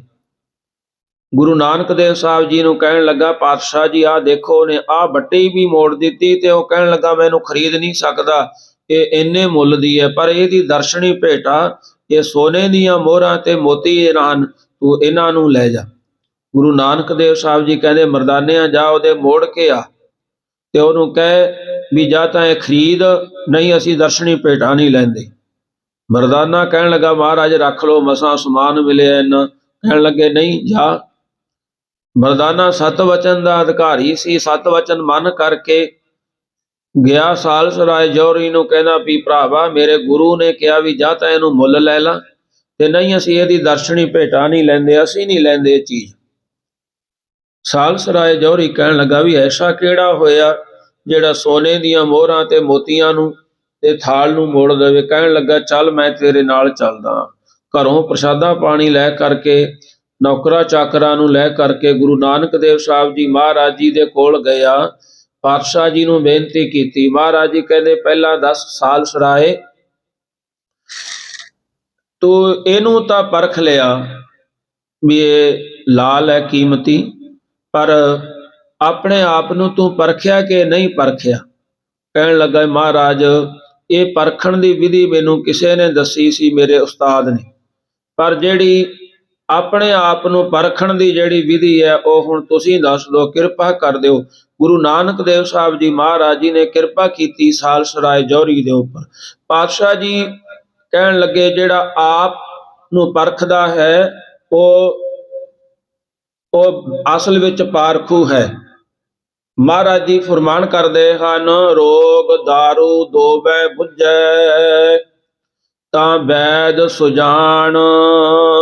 ਮਹਾਰਾਜ ਜੀ ਫਰਮਾਨ ਕਰਦੇ ਹਨ ਉਹ ਵੈਦ ਹੈ ਜਿਹੜਾ ਰੋਗ ਨੂੰ ਬੁੱਝ ਲਵੇ ਕਿਹੜਾ ਰੋਗ ਹੈ, ਤੇ ਉਹਦੀ ਦਾਰੂ ਨੂੰ ਵੀ ਬੁੱਝ ਲਵੇ ਵੀ ਇਹਨੂੰ ਦਾਰੂ ਕਿਹੜੀ ਲੱਗੀ, ਦਵਾਈ ਕਿਹੜੀ, ਫਿਰ ਉਹ ਸਿਆਣਾ ਵੈਦ ਮੰਨੀਦਾ ਹੈ। ਮਹਾਰਾਜ ਜੀ ਫਰਮਾਨ ਕਰਦੇ ਹਨ ਜਦੋਂ ਸਿੱਖਾਂ ਨੇ ਪ੍ਰਸ਼ਨ ਕੀਤਾ ਪਾਤਸ਼ਾਹ ਫਿਰ ਜਿਹੜੇ ਕੋਈ ਵੈਦ ਹੁੰਦੇ ਨੇ ਉਹ ਕਿਹੜੇ ਵੈਦ ਨੇ, ਗੁਰੂ ਨਾਨਕ ਦੇਵ ਸਾਹਿਬ ਜੀ ਮਹਾਰਾਜ ਜੀ ਨੇ ਵੀ ਆਪਣੀ ਪਵਿੱਤਰ ਗੁਰਬਾਣੀ ਦੇ ਵਿੱਚ ਸ਼ਬਦ ਉਚਾਰਨ ਕੀਤਾ ਹੈ, ਵੈਦ ਬੁਲਾਇਆ ਵੈਦਗੀ ਪਕੜ ਢੰਡੋਲੇ ਵਾਹ, ਭੋਲਾ ਵੈਦ ਨਾ ਜਾਣਈ ਕਰਕ ਕਲੇਜੇ ਮਾਹ। ਮਹਾਰਾਜ ਜੀ ਕਹਿੰਦੇ ਜਿਹੜਾ ਪਰਿਵਾਰ ਵਾਲਿਆਂ ਨੇ ਮੈਨੂੰ ਇਲਾਜ ਕਰਾਉਣ ਵਾਸਤੇ ਵੈਦ ਸੱਦਿਆ ਤੇ ਉਹਨੇ ਮੇਰੀ ਨਬਜ਼ ਫੜ ਕਰਕੇ ਦੇਖੀ, ਨਬਜ਼ ਫੜ ਕਰਕੇ ਦੇਖੀ। ਮਹਾਰਾਜ ਜੀ ਕਹਿੰਦੇ ਉਹ ਭੋਲਾ ਵੈਦ ਨਹੀਂ ਜਾਣਦਾ ਸੀ, ਨਬਜ਼ ਦੇ ਵਿੱਚ ਕੋਈ ਢਿੱਲ ਨਹੀਂ ਹੈ, ਜਿਹੜਾ ਕਰਕ ਹੈ ਦੁੱਖ ਹੈ ਉਹ ਤਾਂ ਕਲੇਜੇ ਦਾ ਸਿਮਰਨ ਦਾ ਦੁੱਖ ਹੈ। ਪਾਤਸ਼ਾਹ ਜੀ ਫਰਮਾਨ ਕਰਦੇ ਹਨ ਗੁਰੂ ਅੰਗਦ ਦੇਵ ਸਾਹਿਬ ਜੀ ਮਹਾਰਾਜ ਕਹਿੰਦੇ ਰੋਗ ਤੇ ਦਾਰੂ ਦੋਨਾਂ ਨੂੰ ਬੁੱਝ ਲਵੇ ਉਹ ਜਿਹੜਾ ਸੁਜਾਨ ਸਮਝਦਾਰ ਵੈਦ ਹੈ। ਜਿਵੇਂ ਭਾਈ ਗੁਰਦਾਸ ਜੀ ਨੇ ਵੀ ਆਪਣੀ ਪਵਿੱਤਰ ਵਾਰ ਦੇ ਵਿੱਚ ਆਪਣੀ ਰਚਨਾ ਦੇ ਵਿੱਚ ਇੱਕ ਵੈਦ ਦੇ ਬਾਬ ਦੱਸਿਆ ਹੈ। ਕਹਿੰਦੇ ਵੈਦ ਚੰਗੇਰੀ ਉਠਣੀ ਲੈ ਛਿਲ ਬੱਟਾ ਕਚਰਾ ਭੰਨਾ, ਸੇਵਕ ਸਿੱਖੀ ਵੈਦਗੀ ਮਾਰੀ ਬੁੱਢੀ ਰੋਵਣ ਰੰਨਾ, ਪਕੜ ਚਲਾਇਆ ਰਾਵਲੇ ਪਾਉਂਦੀ ਉਗੜ ਗਏ ਸੋ ਕੰਨਾ, ਪੁੱਛੈ ਆਖ ਬਖਾਣਿਓ ਉਗੜ ਗਿਆ ਸੋ ਪਾਜ ਪ੍ਰਸੰਨਾ, ਪਾਰਖੂਆਂ ਚੁਣ ਕੱਢਿਆ ਜਿਉ ਕੱਚ ਕੜਾ ਨਾ ਰਲੇ ਰਤੰਨਾ, ਮੂਰਖ ਅਕਲੀ ਬਾਹਰੇ ਬਾਸੋਂ ਮੂਲ ਨਾ ਹੋਵੀ ਗੰਨਾ, ਬਾਣਸ ਦੇਹੀ ਪਸ਼ੂ ਉਪੰਨਾ। ਭਾਈ ਗੁਰਦਾਸ ਜੀ ਕਹਿਣ ਲੱਗੇ ਕਹਿੰਦੇ ਕੋਈ ਵੈਦ ਸੀ ਜਿਹੜਾ ਦੁਨੀਆ ਦੇ ਵਿੱਚ ਬੜਾ ਮਸ਼ਹੂਰ ਸੀ ਤੇ ਉਹ ਵੈਦਗੀ ਸਿੱਖਣ ਵਾਸਤੇ ਕੋਈ ਉਹਦੇ ਕੋਲ ਗਿਆ ਮੇਰੇ ਵਰਗਾ ਵੀ ਮੈਂ ਵੈਦਗੀ ਸਿੱਖਣਾ, ਤੇ ਉਹ ਵੈਦ ਦੇ ਨਾਲ ਕੁਝ ਸਮਾਂ ਰਿਹਾ। ਤੇ ਜਦੋਂ ਕੁਝ ਸਮਾਂ ਰਿਹਾ ਤੇ ਇੱਕ ਦਿਨ ਉਹਨਾਂ ਕੋਲ ਕੇਸ ਆਇਆ, ਕੋਈ ਗਰੀਬ ਜਿਹਦਾ ਰੋਜ਼ਗਾਰ ਆਪਣੇ ਊਠ ਤੋਂ ਚੱਲਦਾ ਸੀ। ਤੇ ਉਹ ਕਹਿਣ ਲੱਗਾ, ਮਹਾਰਾਜ ਮੇਰਾ ਜਿਹੜਾ ਮਵਾਸੀ ਪਸ਼ੂ ਹੈ, ਊਠ ਹੈ, ਜਿਹਦੇ ਨਾਲ ਮੈਂ ਕਿਰਾਇਆ ਆਦਿ ਕਮਾਉਂਦਾ, ਉਹ ਅੱਜ ਪਿਆ ਹੈ, ਕੁਝ ਨਹੀਂ ਖਾਂਦਾ ਤੇ ਮਰਨ ਕਿਨਾਰੇ ਹੈ। ਤੇ ਕਿਰਪਾ ਕਰੋ, ਮੇਰੀ ਮਦਦ ਕਰੋ, ਉਹਨੂੰ ਦੇਖ ਕੇ ਆਓ ਕੀ ਰੋਗ ਹੈ। ਵੈਦ ਗਿਆ, ਵੈਦ ਨੇ ਜਾ ਕਰਕੇ ਦੇਖਿਆ। ਉਹ ਕਹਿਣ ਲੱਗਾ ਵੀ ਅੱਜ ਉਠਣੀ ਕਿੱਧਰ ਛੱਡੀ ਸੀ? ਉਹ ਕਹਿਣ ਲੱਗਾ ਫਲਾਣੇ ਖੇਤਾਂ ਦੇ ਵਿੱਚ। ਤੇ ਉੱਥੇ ਖਰਬੂਜਿਆਂ ਦੇ ਖੇਤ ਸੀ। ਤੇ ਜਦੋਂ ਵੈਦ ਨੇ ਉਹਦੇ ਗਲ ਦੇ ਉੱਪਰ ਹੱਥ ਲਾ ਕਰਕੇ ਦੇਖਿਆ, ਲੱਗਿਆ ਵੀ ਗਲ ਸੁੱਜਾ ਵੀ ਪਿਆ ਤੇ ਇਹਦੇ ਵਿੱਚ ਕੁਝ ਅੜਕੀ ਹੋਈ ਚੀਜ਼ ਆ। ਵੈਦ ਸਮਝ ਗਿਆ, ਸਿਆਣਾ ਵੈਦ ਸੀ। ਉਹ ਕਹਿਣ ਲੱਗਾ ਵੀ ਇੱਕ ਸਿੱਲ ਤੇ ਇੱਕ ਵੱਟਾ ਲੈ ਕੇ ਆਓ। ਉਹਨੇ ਊਠਣੀ ਦੇ ਗਲ ਦੇ ਉੱਪਰ ਕੱਪੜਾ ਬੰਨਿਆ, ਥੱਲੇ ਸਿੱਲ ਰੱਖੀ, ਉੱਪਰ ਵੱਟਾ ਮਾਰ ਕੇ ਉਹ ਖਰਬੂਜਾ ਸੀ ਜਿਹੜਾ ਕਚਰਾ ਉਹ ਭੰਨ ਦਿੱਤਾ। ਉਹ ਊਠਣੀ ਠੀਕ ਹੋ ਗਈ। ਉਹ ਜਿਹੜਾ ਵੈਦਗੀ ਸਿੱਖਣ ਆਇਆ ਸੀ ਪੁੱਛਣ ਲੱਗਾ ਵੀ ਵੈਦਗੀ ਇਹ ਕੀ, ਵੈਦ ਜੀ ਕੀ ਸੀ ਕਾਰਨ? ਉਹ ਕਹਿਣ ਲੱਗਾ ਵੀ ਹੁਣ ਖਰਬੂਜਿਆਂ ਦੀ ਰੁੱਤ ਹੈ ਤੇ ਇਹਨੇ ਖਰਬੂਜੇ ਖਾਦੇ ਹੋਣਗੇ, ਕੋਈ ਕੱਚਾ ਖਰਬੂਜਾ ਖਾ ਲਿਆ, ਉਹ ਇਹ ਤੋਂ ਚੱਬੇ ਤੋਂ ਬਿਨਾਂ ਅੰਦਰ ਲੰਘ ਗਿਆ ਤੇ ਇਹਦੇ ਗਲ 'ਚ ਫਸ ਗਿਆ। ਉਹ ਫੁੱਟ ਗਿਆ ਤੇ ਠੀਕ ਹੋ ਗਿਆ। ਉਹ ਕਹਿਣ ਲੱਗਾ ਵੀ ਮੈਂ ਵੈਦਗੀ ਸਿੱਖ ਲਈ, ਗੁਣ ਸਿੱਖ ਲਿਆ ਤੇ ਮੈਂ ਹੁਣ ਇਹਦੇ ਕੋਲ ਲੰਮਾ ਸਮਾਂ ਕੀ ਜਾਣਾ, ਬਸ ਕੁਝ ਕੁ ਚੀਜ਼ਾਂ ਵੀ ਐਂ ਹੋ ਜੇ ਐਂ ਕਰ ਲਈਏ, ਐਂ ਹੋ ਜੇ ਐਂ ਕਰ ਲਈਏ। ਜਦੋਂ ਇਸ ਤਰ੍ਹਾਂ ਹੋਇਆ, ਉਹ ਆਪਣੇ ਪਿੰਡ ਚਲਾ ਗਿਆ, ਦੁਕਾਨ ਪਾ ਲਈ, ਵਧੀਆ ਬੋਰਡ ਲਵਾ ਲਿਆ। ਲਵਾ ਕਰਕੇ ਲੋਕੀ ਆਉਣ ਲੱਗੇ ਤੇ ਕਿਸੇ ਦੀ ਬਜ਼ੁਰਗ ਮਾਈ ਸੀ, ਕਹਿਣ ਲੱਗੇ ਵੀ ਕਈ ਦਿਨਾਂ ਤੋਂ ਖਾਂਦੀ ਪੀਂਦੀ ਨਹੀਂ ਕੁਝ, ਤੇ ਤੁਸੀਂ ਵੈਦ ਜੀ ਦੇਖੋ। ਜਦੋਂ ਗਿਆ ਵੈਦ, ਵੈਦ ਨੇ ਮਾਤਾ ਦੀ ਨਬਜ਼ ਤੋਂ ਜਾਂ ਪੁੱਛੇ ਦਿਸੇ ਤੋਂ ਬਿਨਾਂ ਉਹਦਾ ਗਲ ਫੜ ਕੇ ਦੇਖਣ ਲੱਗ ਪਿਆ। ਪਰਿਵਾਰ ਵਾਲੇ ਕਹਿਣ ਲੱਗੇ, ਵੈਦ ਜੀ ਇਹ ਕੀ ਹੈ? ਉਹ ਕਹਿਣ ਲੱਗਾ ਵੀ ਤੁਸੀਂ ਨਾ ਬੋਲੋ, ਮੈਂ ਆਪਣੀ ਵੈਦਗੀ ਦਾ ਜਿਹੜਾ ਥਿਉਰੀ ਹੈ ਉਹ ਸਾਰੀ ਕਰਕੇ ਦੇਖ ਰਿਹਾ। ਉਹ ਕਹਿਣ ਲੱਗਾ ਸਿਲ ਤੇ ਵੱਟਾ ਲੈ ਕੇ ਆਓ। ਉਹਨੇ ਮਾਈ ਦੇ ਗਲ ਤੇ ਥੱਲੇ ਸਿਲ ਰੱਖ ਕੇ ਉੱਪਰ ਵੱਟਾ ਮਾਰਿਆ ਤੇ ਮਾਈ ਚੜ੍ਹਾਈ ਕਰ ਗਈ, ਮੌਤ ਹੋ ਗਈ। ਤੇ ਉਹ ਰੋਣ ਲੱਗੇ, ਰੋਣ ਕਰਾਉਣ ਲੱਗੇ ਤੇ ਉਹਨੂੰ ਫੜ ਕਰਕੇ ਪਹਿਲਾਂ ਮੁਰੰਮਤ ਕੀਤੀ ਤੇ ਫਿਰ ਰਾਜੇ ਦੇ ਕੋਲ ਧੱਕ ਦਿੱਤਾ, ਫੜਾ ਦਿੱਤਾ। ਭਾਈ ਗੁਰਦਾਸ ਜੀ ਨੇ ਇਹਨਾਂ ਪਖੰਡੀਆਂ ਲੋਕਾਂ ਦਾ ਇਉਂ ਪਾਜ ਉਗਾੜਦਿਆਂ ਹੋਇਆਂ ਆਪਣੀ ਵਾਰ ਦੇ ਵਿੱਚ 32ਵੀਂ ਵਾਰ ਦੀ ਪੌੜੀ 16ਵੀਂ ਦੇ ਵਿੱਚ ਇਹ ਫਰਮਾਨ ਕੀਤਾ ਕਿ ਵੈਦ ਚੰਗੇਰੀ ਉਠਣੀ ਲੈ ਸਿਲ ਬੱਟਾ ਕਚਰਾ ਭੰਨਾ, ਸੇਵਕ ਸਿੱਖੀ ਵੈਦਗੀ ਮਾਰੀ ਬੁੱਢੀ ਰੋਬ ਨ ਰੰਨਾ, ਪਕੜ ਚਲਾਇਆ ਰਾਵ ਲੈ ਪਾਉਂਦੀ ਉਗੜ ਗਏ ਸੋ ਕੰਨਾ, ਉੱਚੈ ਆਖ ਬਖਾਣਿਓਨ ਉਗੜ ਗਿਆ ਸੋ ਪਾਜ ਪ੍ਰਸੰਨਾ, ਪਾਰਖੂਆਂ ਚੁਣ ਕੱਢਿਆ ਜਿਉ ਕੱਚ ਘੜਾ ਨਾ ਰਲੈ ਰਤੰਨਾ, ਮੂਰਖ ਅਕਲੀ ਵਾਰੇ ਬਾਸੋਂ ਮੂਲ ਨਾ ਹੋਵੀ ਗੰਨਾ, ਮਾਨਸ ਦੇਹੀ ਪਸ਼ੂ ਅਮੰਨਾ। ਮਹਾਰਾਜ ਜੀ ਭਾਈ ਗੁਰਦਾਸ ਜੀ ਫਰਮਾਨ ਕਰਦੇ ਹਨ, ਕਹਿੰਦੇ ਰੋਗ ਕੀ ਹੈ? ਹਉਮੈ ਦਾ ਰੋਗ ਹੈ। ਬਾਟ ਨਾ ਕਰਈ ਮਾਮਲਾ ਜਾਣੈ ਮਹਿਮਾਨ। ਦੁਨੀਆ ਦੇ ਬਾਟ ਰਸਤੇ ਵਿੱਚ ਮਾਮਲਾ ਝਗੜਾ ਨਾ ਕਰੇ, ਆਪਣੇ ਆਪ ਨੂੰ ਮਹਿਮਾਨ ਪ੍ਰਾਹੁਣਾ ਜਾਣੇ, ਜਾਣਨਾ ਕਰੇ ਭਾਵ ਵੀ ਮੈਂ ਤਾਂ ਇਸੇ ਕੁਝ ਦਿਨਾਂ ਵਾਸਤੇ ਇਸ ਦੁਨੀਆ ਤੇ ਆਇਆ ਹਾਂ। ਮਹਾਰਾਜ ਜੀ ਫਰਮਾਨ ਕਰਦੇ ਹਨ, ਮੂਲ ਜਾਣ ਗੱਲਾਂ ਕਰੇ ਹਾਣ ਲਾਏ ਹਾਣ। ਗੁਰਾਂ ਦੀ ਸੰਗਤ ਵਿੱਚ ਮਿਲ ਕਰਕੇ ਮੂਲ ਮੁੱਢ ਰੂਪ ਪਰਮੇਸ਼ਰ ਦੀ ਪ੍ਰਾਪਤੀ ਨੂੰ ਜਾਣਨ ਵਾਲੇ ਬਚਨ ਕਰੇ, ਭਾਵ ਗੁਰਬਾਣੀ ਪੜ੍ਹਨਾ ਕਰੇ, ਸੁਣਨਾ ਕਰੇ, ਕਥਾ ਸ਼ਰਾਵਣ ਕਰੇ, ਕਥਾ ਕਰਨੀ ਕਰੇ, ਲੱਭ ਨਾ ਚੱਲਈ ਸੱਚ ਰਹਿ ਸੋ ਬਿਸ਼ਟ ਪ੍ਰਵਾਨ। ਜੋ ਲੜਕੀ ਲੜਕੇ ਵਾਲੇ ਪਾਸੋਂ ਖਾਣ ਦੇ ਪਦਾਰਥਾਂ ਦੇ ਲਾਲਚ ਦੇ ਵਿੱਚ, ਭਾਵ ਆਪਣੀ ਲਾਲਚੀ ਕਰਕੇ ਕਿਸੇ ਦੇ ਰਿਸ਼ਤਿਆਂ ਨੂੰ ਵਿਗਾੜਨ ਵਾਲਾ ਵਿਚੋਲਾ ਹੈ। ਮਹਾਰਾਜ ਜੀ ਕਹਿੰਦੇ ਜਿਵੇਂ ਆਪਾਂ ਦੇਖਦੇ ਹਾਂ ਵੀ ਕੋਈ ਮਾੜੇ ਰਿਸ਼ਤੇ ਨੂੰ ਕਰਾ ਕਰਕੇ ਉਹ ਪੈਸਿਆਂ ਦੇ ਲਾਲਚ ਵਿਚੋਲੇ ਅੱਜ ਕੱਲ੍ਹ ਦੇ ਵਿੱਚ ਬਹੁਤਾ ਹੁੰਦਾ ਹੈ।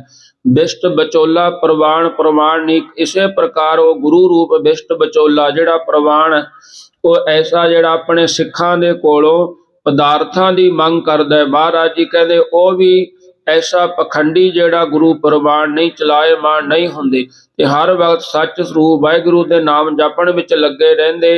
ਇਹੋ ਜਿਹੇ ਗੁਰੂਆਂ ਨੂੰ, ਆਪਣੇ ਸਿੱਖਾਂ ਨੂੰ ਵੀ ਸੱਚ ਨਾਲ ਜੋੜਦੇ ਨੇ। ਤੇ ਸੋ ਐਸਾ ਪਖੰਡੀ ਵਿਚੋਲਾ ਨਹੀਂ ਹੋ ਸਕਦਾ ਜੋ ਸਿੱਖਾਂ ਪਾਸੋਂ ਪਦਾਰਥਾਂ ਦਾ ਲਾਲਚੀ ਹੋਵੇ ਤੇ ਪਦਾਰਥਾਂ ਦੀ ਮੰਗ ਕਰਦਾ ਹੋਵੇ। ਮਹਾਰਾਜ ਜੀ ਫਰਮਾਨ ਕਰਦੇ ਹਨ, ਜੋ ਕਿਛ ਮਾਲ ਤਵਾਲਿਆ ਸੋ ਅਬ ਹੀ ਉਠ ਭੇਟ ਹਮਾਰੀ ਹੀ ਕੀਜੈ। ਦਸਮ ਗ੍ਰੰਥ ਦੇ ਵਿੱਚ ਪ੍ਰਮਾਣ ਹੈ, ਸਰ ਸੰਦੇ ਆਗਾਸ ਕਉ ਕਿਉ ਪਹੁੰਚੈ ਬਾਣ। ਜੇ ਕੋਈ ਸਰ ਸਿੱਧੇ ਤੀਰ ਖਿੱਚ ਕੇ ਆਕਾਸ਼ ਨੂੰ ਛੱਡੇ, ਮਹਾਰਾਜ ਜੀ ਕਹਿੰਦੇ ਕੋਈ ਆਕਾਸ਼ ਦਾ ਜਿਹੜਾ ਕੋਈ ਵਿਗਾੜ ਨਹੀਂ ਸਕਦਾ। ਪਾਤਸ਼ਾਹ ਜੀ ਫਰਮਾਨ ਕਰਦੇ ਹਨ, ਜੇਕਰ ਕੋਈ ਸਿੱਧੇ ਆਕਾਸ਼ ਨੂੰ ਤੀਰ ਛੱਡਦਾ ਹੈ, ਉਹਦੇ ਵਾਲੀ ਉਹ ਵਾਪਸ ਤੀਰ ਆ ਜਾਂਦੇ ਹਨ। ਅੱਗੇ ਉਹ ਅਗੰਮ ਹੈ, ਵਾਹੇ ਦੜ ਜਾਣ। ਮਹਾਰਾਜ ਜੀ ਫਰਮਾਨ ਕਰਦੇ ਹਨ, ਜੋ ਆਕਾਸ਼ ਚਿੰਦਾ ਆਕਾਸ਼ ਵਿੱਚ ਉਡਾਰੀਆਂ ਮਾਰਨ ਵਾਲੇ ਤੱਤ ਬੇਤੇ ਮਹਾਂਪੁਰਸ਼ ਹਨ, ਮਹਾਰਾਜ ਜੀ ਕਹਿੰਦੇ ਉਹ ਅਗੰਮ ਹਨ। ਤੇ ਉਹ ਅਗੰਮ ਐਸੇ ਹਨ, ਜਿਵੇਂ ਉਹਦੇ ਵੱਲ ਕੋਈ ਤੀਰ ਛੱਡਦਾ ਉਹ ਵਾਪਸ ਹੀ ਮੁੜ ਆਉਂਦੇ ਹਨ। ਤੇ ਐਸੇ ਹੀ ਰੱਬ ਦੇ ਪਿਆਰੇ ਹਨ। ਪੌੜੀ ਨਾਰੀ ਪੁਰਖ ਪਿਆਰ ਪ੍ਰੇਮ ਸਿਗਾਰੀਆ। ਮਹਾਰਾਜ ਜੀ ਫਰਮਾਨ ਕਰਦੇ ਹਨ, ਜਿਨ੍ਹਾਂ ਇਸਤਰੀਆਂ ਦਾ ਆਪਣੇ ਪੁਰਖਾਂ ਪਤੀਆਂ ਨਾਲ ਪਿਆਰ ਹੁੰਦਾ ਹੈ, ਉਹ ਬੀਬੀਆਂ ਪ੍ਰੇਮ ਦੇ ਸਹਿਤ ਸ਼ਿੰਗਾਰੀਆਂ ਰਹਿੰਦੀਆਂ ਹਨ। ਭਾਵ ਉਹ ਬੇਸ਼ੱਕ ਉਹ ਸੰਸਾਰਕ ਜਿਹੜੇ ਸ਼ਿੰਗਾਰ ਹਨ ਉਹ ਨਹੀਂ ਕਰਦੀਆਂ, ਪਰ ਫਿਰ ਵੀ ਉਹ ਪਰਮਾਤਮਾ ਆਪਣੇ ਪਤੀ ਪਰਮੇਸ਼ਰ ਦੇ ਪਿਆਰ ਦੇ ਵਿੱਚ ਰਤੀਆਂ ਹੋਈਆਂ ਸ਼ਿੰਗਾਰੀਆਂ ਹੁੰਦੀਆਂ ਹਨ। ਕਰਨ ਭਗਤ ਦਿਨ ਰਾਤ ਨਾ ਰਹਿਣੀ ਬਾਰੀਆਂ। ਉਹ ਦਿਨ ਰਾਤ ਆਪਣੇ ਪਤੀਆਂ ਦੀ ਭਗਤੀ ਸੇਵਾ ਕਰਨ ਦੇ ਵਿੱਚ ਲੱਗੀਆਂ ਰਹਿੰਦੀਆਂ ਹਨ, ਤੇ ਐਸੀਆਂ ਬਾਰੀਆਂ ਵਰਜੀਆਂ ਰੋਕੀਆਂ ਹੋਈਆਂ ਨਹੀਂ। ਭਾਵ ਐਸੀਆਂ ਉਹ ਖੁਸ਼ ਨਸੀਬ ਹੁੰਦੀਆਂ ਹਨ ਜੋ ਆਪਣੇ ਪਤੀ ਪਰਮੇਸ਼ਰ ਦੀ ਪਰਮਾਤਮਾ ਪਤੀ ਦੀ ਸੇਵਾ ਕਰਦੀਆਂ ਨੇ ਆਤਮਾ। ਜਿਵੇਂ ਰਹਿਤਨਾਮੇ ਦੇ ਵਿੱਚ ਵੀ ਆਉਂਦਾ ਹੈ, ਸਿੱਖ ਸਿੱਖਣੀ ਮਿਲ ਵਹਿ ਚਰਚਾ ਕਰੇ ਅਪਾਰ। ਭਜਨ ਸਿਖਾਵੇ ਪੁੱਤਰ ਕੋ ਹਰ ਭਜ ਬਾਰੰਬਾਰ। ਭਾਵ ਸਿੱਖ ਤੇ ਸਿੱਖਣੀ ਜਿਹੜੇ ਪਤੀ ਤੇ ਪੁਰਸ਼ ਤੇ ਇਸਤਰੀ ਦੋਨੇ ਮਿਲ ਕਰਕੇ ਬੈਠਣ ਤੇ ਉਹ ਇਹ ਚਰਚਾ ਕਰਨ ਪਰਮਾਤਮਾ ਦੇ ਸਤ ਸੰਗ, ਆਪਸ ਵਿੱਚ ਦੋਨੇ ਬਹਿ ਕਰਕੇ ਨਾਮ ਬਾਣੀ ਜਪਣ ਪੜਨ ਸੁਣਨ। ਤੇ ਮਹਾਰਾਜ ਜੀ ਕਹਿੰਦੇ ਆਪਣੇ ਪੁੱਤਰ ਨੂੰ ਵੀ ਨਾਮ ਬਾਣੀ ਨੂੰ ਸਿਖਾਉਣਾ ਕਰਨ। ਮਹਲਾ ਮੰਜ ਨਿਵਾਸ ਸ਼ਬਦ ਸਵਾਰੀਆਂ। ਮਹਾਰਾਜ ਜੀ ਕਹਿੰਦੇ ਉਹਨਾਂ ਇਸਤਰੀਆਂ ਦਾ ਆਪਣੇ ਪਤੀ ਦੇ ਮਹਿਲਾਂ ਦੇ ਵਿੱਚ ਨਿਵਾਸ ਹੁੰਦਾ ਹੈ, ਪਰਮੇਸ਼ਰ ਦੇ ਘਰ ਦੇ ਵਿੱਚ ਨਿਵਾਸ ਹੁੰਦਾ ਹੈ, ਜੋ ਸੁਭ ਉਪਦੇਸ਼ ਦੇ ਨਾਲ ਸਵਾਰੀਆਂ ਹਨ। ਸੱਚ ਕਹਿਣ ਅਰਦਾਸ ਸੇ ਬੇਚਾਰੀਆਂ। ਮਹਾਰਾਜ ਜੀ ਕਹਿੰਦੇ ਉਹ ਬੇਚਾਰੀਆਂ ਵਿਚਾਰਵਾਨ ਭਾਵ ਨਿਮਰਤਾ ਵਾਲੀਆਂ ਆਤਮਾਵਾਂ ਇਸਤਰੀਆਂ ਆਪਣੇ ਪਤੀ ਦੇ ਅੱਗੇ ਹਮੇਸ਼ਾ ਸੱਚ ਬੋਲਦੀਆਂ ਹੋਈਆਂ ਨਿਮਰਤਾ ਦੇ ਸਹਿਤ ਅਰਦਾਸ ਬੇਨਤੀਆਂ ਕਰਦੀਆਂ ਹਨ। ਸੋਹਨ ਖਸਮੈ ਪਾਸ ਹੁਕਮ ਸਿਧਾਰੀਆਂ। ਹੁਕਮ ਵਿੱਚ ਸਿਧਾਰੀਆਂ ਵਿਚਰਦੀਆਂ ਹੋਈਆਂ ਆਪਣੇ ਪਤੀ ਪਰਮੇਸ਼ਰ ਦੇ ਪਾਸ ਕੋਲ ਸੋਭਨੀਕ ਹੁੰਦੀਆਂ ਹਨ। ਸਖੀ ਕਰਨ ਅਰਦਾਸ ਮਨੋਂ ਪਿਆਰੀਆਂ। ਉਹ ਸਖੀਆਂ ਸਹੇਲੀਆਂ ਦੇ ਨਾਲ ਮਿਲ ਕਰਕੇ ਅਰਦਾਸ ਬੇਨਤੀਆਂ ਪੂਰਵਕ ਬਚਨਾਂ ਨੂੰ ਹੀ ਕਹਿੰਦੀਆਂ ਹਨ, ਜਿਸ ਕਰਕੇ ਉਹ ਆਪਣੇ ਪਤੀ ਨੂੰ ਮਨੋਂ ਮਨ ਵਿੱਚ ਪਿਆਰੀਆਂ ਚੰਗੀਆਂ ਲੱਗਦੀਆਂ ਹਨ। ਬਿਨ ਨਾਵੇ ਤ੍ਰਿਗ ਬਾਸ ਫਿਟ ਸੋ ਜੀਵਿਆ। ਪਰਮੇਸ਼ਰ ਦੇ ਨਾਮ ਤੋਂ ਬਗੈਰ ਮਨਮੁਖ ਰੂਪ ਇਸਤਰੀਆਂ ਦਾ ਸੰਸਾਰ ਵਿੱਚ ਵਸਣਾ ਤਿਰਕਾਰ ਯੋਗ ਹੈ। ਉਹਨਾਂ ਦਾ ਜੀਵਿਆ ਜਿਉਣਾ ਹੀ ਫਟਕਾਰ ਯੋਗ ਹੈ। ਸ਼ਬਦ ਸੁਵਾਰੀ ਆਸ ਅੰਮ੍ਰਿਤ ਪੀਵਿਆ। ਜਿਨ੍ਹਾਂ ਨੇ ਗੁਰੂ ਦੇ ਸ਼ਬਦ ਉਪਦੇਸ਼ ਦੁਆਰਾ ਆਪਣੀ ਬਿਰਤੀ ਸਵਾਰ ਲਈ ਹੈ, ਉਹਨਾਂ ਦੀ ਪਰਮੇਸ਼ਰ ਪ੍ਰਾਪਤੀ ਦੀ ਆਸਾ ਜਿਹੜੀ ਪੂਰੀ ਕਰ ਦਿੱਤੀ। ਉਹਨਾਂ ਦੇ ਨਾਮ ਦੁਆਰਾ ਬ੍ਰਹਮਨੰਦ ਰੂਪੀ ਅੰਮ੍ਰਿਤ ਨੂੰ ਪਿਉਣਾ ਕੀਤਾ ਹੈ। ਸੋ ਇੱਥੇ ਆਪਣਾ ਜਿਹੜਾ ਸਮਾਂ ਸੀ ਉਹ ਵੀ ਸਮਾਪਤ ਹੋ ਗਿਆ, ਕਿਉਂਕਿ ਆਪਾਂ ਕੁਝ ਮਿੰਟ ਵੱਧ ਲੈ ਗਏ ਤੇ ਆਪਣੇ ਜਿਹੜੇ ਸ਼ਲੋਕ ਦੀ ਵਿਚਾਰ ਹੈ ਉਹ ਵੀ ਸਮਾਪਤੀ ਹੈ। ਆਪ ਸੰਗਤਾਂ ਵਡਭਾਗੇ ਹੋ ਜੋ ਸਤਿਗੁਰੂ ਜੀ ਦੇ ਚਰਨਾਂ ਦੇ ਵਿੱਚ ਆ ਕਰਕੇ ਲੜੀਵਾਰ ਕਥਾ ਨੂੰ ਸ਼ਰਵਣ ਕਰਦੇ ਹੋ। ਆਓ ਪਾਤਸ਼ਾਹ ਜੀ ਦੇ ਚਰਨਾਂ ਦੇ ਵਿੱਚ 1 ਮਿੰਟ ਵਾਸਤੇ ਵਾਹਿਗੁਰੂ ਸਿਮਰਨ ਦੀ ਹਾਜ਼ਰੀ ਲਾਈਏ। ਫਿਰ ਸਤਿਗੁਰੂ ਜੀ ਤੋਂ ਅਰਦਾਸ ਕਰਕੇ ਬੇਨਤੀਆਂ ਕਰਕੇ ਕਿਰਪਾ ਬਖਸ਼ਿਸ਼ਾਂ ਮੰਗਾਂਗੇ ਜੀ। ਵਾਹਿਗੁਰੂ ਵਾਹਿਗੁਰੂ।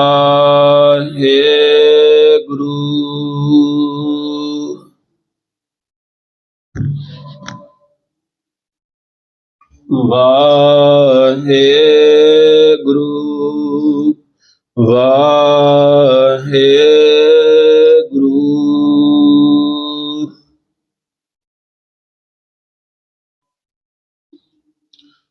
ਵਾਹਿਗੁਰੂ ਵਾਹਿਗੁਰੂ।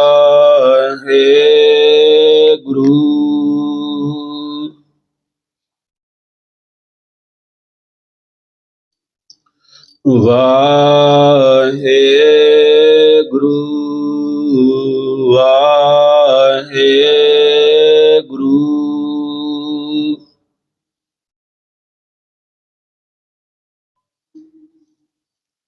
ਵਾਹਿਗੁਰੂ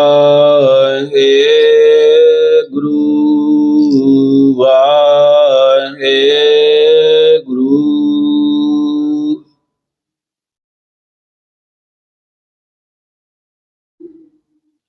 ਸਲੋਕ ਪਾਵਨ ਗੁਰੂ ਪਾਣੀ ਪਿਤਾ ਮਾਤਾ ਧਰਤ ਦਿਵਸ ਰਾਤ ਦੋਇ ਦਾਈ ਦਾਇਆ ਖਿਲੈ ਚੰਗਿਆਈਆ ਬੁਰਿਆਈਆ ਬਾਚੈ ਧਰਮ ਕਰਮੀ ਆਪੋ ਆਪਣੀ ਕੇ ਨੇੜੈ ਕੇ ਜਿਨੀ ਨਾਮ ਧਿਆਇਆ ਗਏ ਮਸਕਤ ਨਾਨਕ ਤੇ ਮੁਖ ਉਜਲੇ ਕੀਤੀ ਛੁਟੀ ਜਿਨੀ ਨਾਮ ਧਿਆਇਆ ਗਏ ਮਸਕਤ ਨਾਨਕ ਤੇ ਮੁਖ ਉਜਲੇ ਕੀਤੀ ਛੁਟੀ।